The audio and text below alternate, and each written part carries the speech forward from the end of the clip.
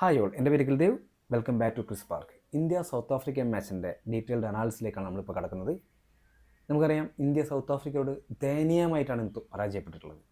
ഇത്രയും വലിയൊരു പരാജയം ഒരു ഇന്ത്യൻ ക്രിക്കറ്റ് ഫാനും സഹിക്കുന്നതിന് അപ്പുറത്തേക്കുള്ളതായിരുന്നു. നേരത്തെ ബയലാറ്ററൽ സീരീസിലൊക്കെ സൗത്ത് ആഫ്രിക്കയെ അങ്ങേയറ്റം തകർത്ത് കളഞ്ഞ ഒരു ബാറ്റിംഗ് ലൈനപ്പൊക്കെ ഇന്ന് എന്താ പറയുക, തവിട് പൊടിയാകുന്ന ഒരു കാഴ്ചയാണ് നമ്മളിന്ന് കാണുന്നത്. അപ്പോൾ അത്തരത്തിലുള്ളൊരു തോൽവി ഇന്ത്യ ശരിക്കും അപ്രതീക്ഷിത അല്ലെങ്കിൽ പ്രതീക്ഷിക്കാത്ത ഒന്ന് തന്നെയായിരുന്നു. നമുക്ക് മാച്ചിലേക്കൊന്ന് പോയി നോക്കാം. ടോസ് നേടിയ സൗത്ത് ആഫ്രിക്കൻ ടീം ക്യാപ്റ്റൻ ബാറ്റിംഗാണ് തിരഞ്ഞെടുത്തത്.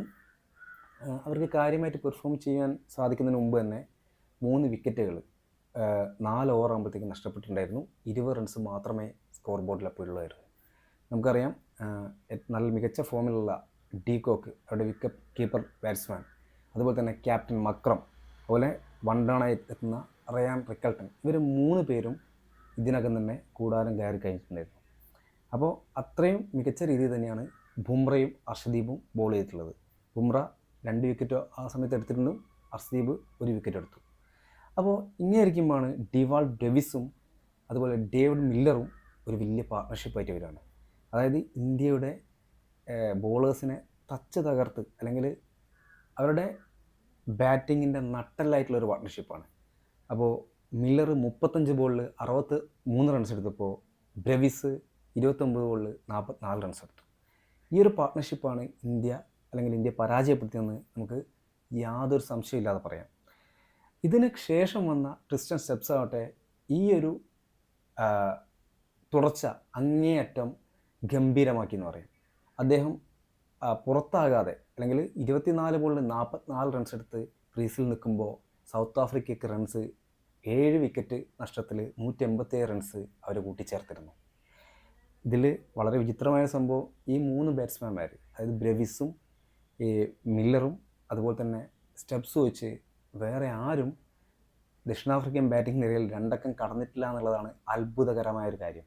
എന്ന് പറഞ്ഞാൽ ഈ 3 ബാറ്റ്സ്മാൻമാരാണ് അവരുടെ കളി അവരുടെ ടീമിന് വേണ്ടി ജയിപ്പിച്ചു കൊടുത്തത്. ഇന്ത്യൻ ബോളിങ്ങിലേക്ക് വന്നാൽ ജസ്പ്രീത് ബുംറ അതുപോലെ തന്നെ ഹർഷദീപ് സിംഗ് മികച്ച പ്രകടനം എടുത്തെന്ന് പറയാം.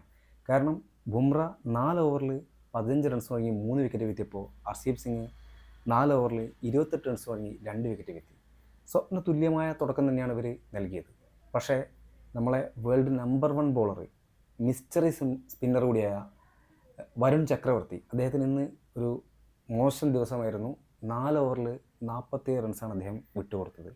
ഒരു വിക്കറ്റ് നേടി ചോദിച്ചാൽ ഒരു നേട്ടവും അദ്ദേഹത്തിന് ഇന്നത്തെ ബോളിങ്ങിൽ സംഭവിച്ചില്ല എന്നാണ്.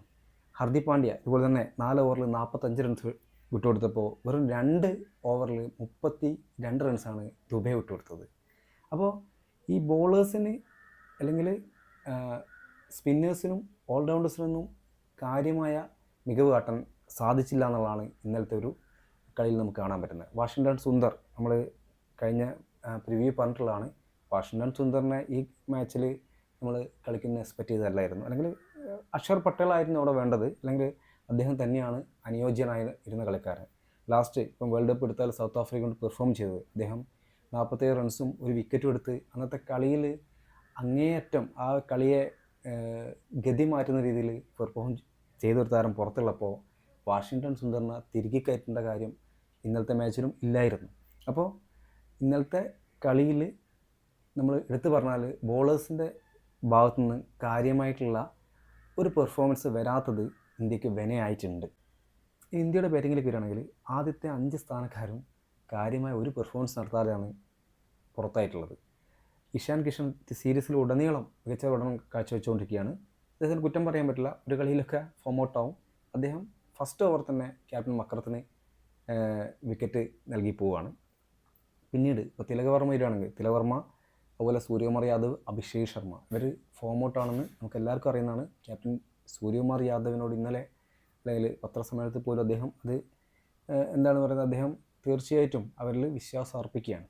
പക്ഷേ നമുക്ക് ഇത്തരത്തിലുള്ള ടൂർണമെൻറ്റിൽ തുടർച്ചയായിട്ട് ഫോം ഔട്ടാകുമ്പോൾ, അതും ഒരാളല്ല, ഒരു തുടർച്ചയായി വരുന്ന 3 കളിക്കാർ, അതും ആദ്യ സ്ഥാനക്കാർ, അപ്പോൾ അതിലൊരാളെങ്കിലും റീപ്ലേസ് ചെയ്യാതിരുന്ന ഒരു നടപടി തന്നെയാണ് ശരിക്കും, അല്ലെങ്കിൽ ആ ഒരു പ്രോസസ്സ്, അതായത് കൃത്യമായിട്ടത് റീപ്ലേസ് ചെയ്യാതിരുന്നതാണ് ഇന്ത്യക്ക് ഇന്നലെ നേരിട്ട ഏറ്റവും വലിയ തോൽവിയുടെ ഒരു ഘടകം അല്ലെങ്കിൽ ഒരു ഫാക്ടർ എന്നാണ് എനിക്ക് തോന്നുന്നത്. കാരണം നമ്മൾ ഇന്നലെ പ്രിവ്യൂ പറഞ്ഞിട്ടുണ്ടായിരുന്നു, ഒന്നുകിൽ തിലക് വർമ്മ, സൂര്യകുമാർ യാദവ്, അഭിഷേക് ശർമ്മ അല്ലെങ്കിൽ റിങ്കു സിംഗ്, ഇതിൽ ഏതെങ്കിലും ഒരു replacement. Abhishek Sharma world number 1 batsman ആണ്, പെട്ടെന്ന് റീപ്ലേസ് ചെയ്യാൻ അല്ലെങ്കിൽ അങ്ങനെ ചെയ്യരുത്, അത് മോശമാണ്. കാരണം അത് ഇന്ത്യൻ ടീമിനെ പ്രതികൂലമായി ചിലപ്പോൾ ബാധിക്കും. പക്ഷേ തിലക് വർമ്മയോ റിങ്കു സിംഗിനെയോ മാറ്റിയിട്ട് അവിടെ സഞ്ജു സാംസനെ കൊണ്ടുവന്നിരുന്നെങ്കിൽ ഒരുപക്ഷെ സഞ്ജുവിനെ ഓപ്പണിങ്ങിൽ അല്ലെങ്കിൽ വൺ ഡൗണിലായിട്ട് എടുത്താൽ ഇഷാൻ കിഷനെയും സഞ്ജുവിനെ അങ്ങോട്ടും ഇങ്ങോട്ടും ഏതെങ്കിലും ഒരു പൊസിഷനിൽ ഓപ്പണിങ്ങിലോ അല്ലെങ്കിൽ വൺ ഡൗണിലോ ഇട്ടിരുന്നെങ്കിൽ ചിലപ്പോൾ കുറച്ചും കൂടി ഒരു 50 റൺസൊക്കെ പെട്ടെന്ന് വന്നിരുന്നെങ്കിൽ ഇത്ര ദയനീയമായിട്ട് ഇന്ത്യ അല്ലെങ്കിൽ ഇന്ത്യൻ ടോപ്പ് ഓർഡർ തകരില്ലായിരുന്നു. കാരണം കുറച്ച് റൺസ് കയറിയാൽ കുറച്ചൊരു പ്രഷർ കുറയുമ്പോൾ പിന്നീട് ഈ പറഞ്ഞിട്ടുള്ള ചെറിയ സ്കോറൊക്കെ ഒന്ന് ഉയർത്തി പിന്നീട് വരുന്ന നല്ല ഫിനിഷേഴ്സ്, ഇപ്പോൾ പാണ്ഡ്യ ദുബെ ആണെങ്കിൽ മികച്ച ഫോമിലാണ്. അത് കളിക്ക് തിരിച്ചു പിടിക്കാൻ തക്ക നല്ല കളിക്കാർ ഇന്ത്യൻ ടീമിൽ ഇരിക്കെ അങ്ങനെ ഒരു മാറ്റം ചെയ്യാറുന്നത് ഒരു വലിയ തെറ്റ് തന്നെയാണ്. പിന്നെ നമ്മൾ ബോളിംഗ് പറഞ്ഞ പോലെ തന്നെ വാഷിങ്ടൺ സുന്ദറിൻ്റെ എൻട്രി, ഇപ്പോൾ എന്തുകൊണ്ടാണ് അദ്ദേഹം 3 വിക്കറ്റ് കഴിയുമ്പോൾ വാഷിങ്ടൺ സുന്ദർ വരികയാണ്, ഒരു 6 അടിച്ചു വെച്ചാൽ അദ്ദേഹത്തിന് ഒന്നും ചെയ്യാൻ പറ്റുന്നില്ല. അത് അക്ഷർ പട്ടേൽ വരേണ്ട റോളാണ് കൃത്യമായിട്ട്. അത് എന്തിനാണ് ഒരു വൈസ് ക്യാപ്റ്റനായിട്ട് അക്ഷർ പട്ടേലുണ്ട്, പിന്നെ എന്തിനാണ് അദ്ദേഹത്തിന് പരിക്കൊന്നും പറ്റാത്ത സാഹചര്യത്തിൽ ഇങ്ങനൊരു മാറ്റം എന്നുള്ളത് നമുക്ക് മനസ്സിലാവാത്തൊരു കാര്യമാണ്. അപ്പോൾ ഈ ഇത്തരത്തിലുള്ള കുറച്ച് ഘടകങ്ങൾ തന്നെയാണ് ഇന്ത്യ തോൽവിയിലേക്ക് നയിച്ചത്. പിന്നെ ഇത് മാത്രമാണ് നമുക്ക് പറയാൻ പറ്റില്ല. കാര്യം കുറച്ച് നേരത്തെ ക്രിക്കറ്റ് പണ്ഡിതരൊക്കെ അത് വിശദമാക്കിയിട്ടുള്ളതാണ്. അതായത് കുറച്ച് പ്രശ്നങ്ങളൊക്കെ ബാറ്റിംഗ് നിരയിലുണ്ട്, അതായത് മിഡിൽ ഓർഡേഴ്സിലൊക്കെ ഉണ്ട്. അത് പരിഹരിക്കപ്പെടുന്ന നേരത്തെ പറഞ്ഞിട്ടുള്ളതാണ്. പക്ഷേ അങ്ങനെ അത് പരീക്ഷിക്കപ്പെടാത്തതുകൊണ്ട് ഇന്ത്യ ഇങ്ങനെ തുറന്നു പോകുന്നു. എല്ലാ കളിയും ജയിക്കും, അതുകൊണ്ട് എന്താണ് ഇവർക്ക് കാര്യമായിട്ട് വലിയ പ്രഷറൊന്നും അല്ലെങ്കിൽ ചോദ്യങ്ങളൊന്നും ഇതിൽ വരാത്തതുകൊണ്ട് തന്നെ അത് ആരും കാര്യമാക്കിയില്ല എന്ന് വേണം കരുതാൻ.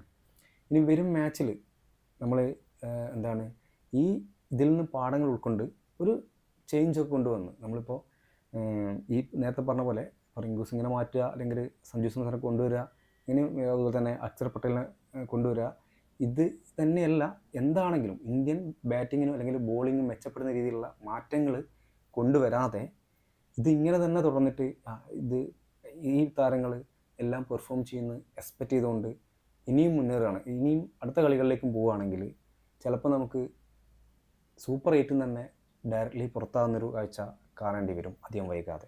അതുകൊണ്ട് തീർച്ചയായിട്ടും തെറ്റ് തിരുത്തി മികച്ച പാഠങ്ങൾ, ഇപ്പോൾ സഞ്ജുവിന് വന്നാൽ നേരത്തെ നമ്മൾ പറയും പോലെ റൈറ്റ് ലെഫ്റ്റ് ആ ഒരു കോമ്പിനേഷൻ കൂടി വരുന്നതുകൊണ്ട് തന്നെയാണ് എല്ലാവരും അതിനുവേണ്ടി വാദിക്കുന്നത്.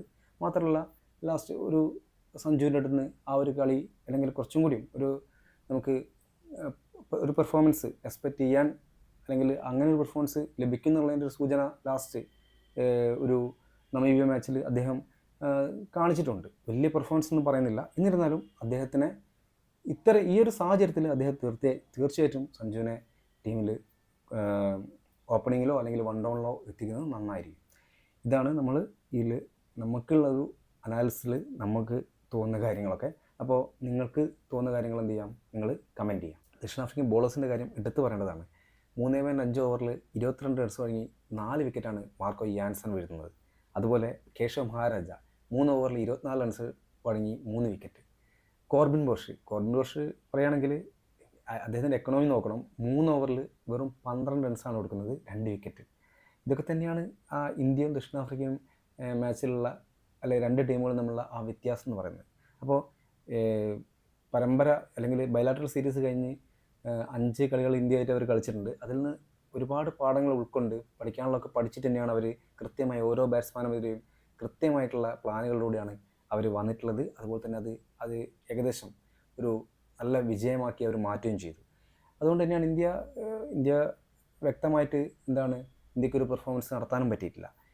തുടർന്നുള്ള മാച്ചുകളിൽ ഇന്ത്യക്ക് കാര്യമായിട്ട് ഇതിൽ നിന്നൊക്കെ പാഠങ്ങൾ പഠിച്ചുകൊണ്ട് നെക്സ്റ്റ് 2 കളികളും ആധികാരികമായി ജയിച്ച് തന്നെ സെമി ഫൈനലിലേക്ക് യോഗ്യത നേടാൻ കഴിയട്ടെന്ന് അല്ലെങ്കിൽ ആ രീതിയിൽ ആശിച്ചുകൊണ്ട് നമുക്ക് ഇന്നത്തെ അനാലിസിസ് സ്റ്റോപ്പ് ചെയ്യാം. ഓക്കെ, നിങ്ങളുടെ കമൻറ്റുകൾ നിങ്ങൾ കമൻറ്റ് ചെയ്യുക. ഓക്കെ.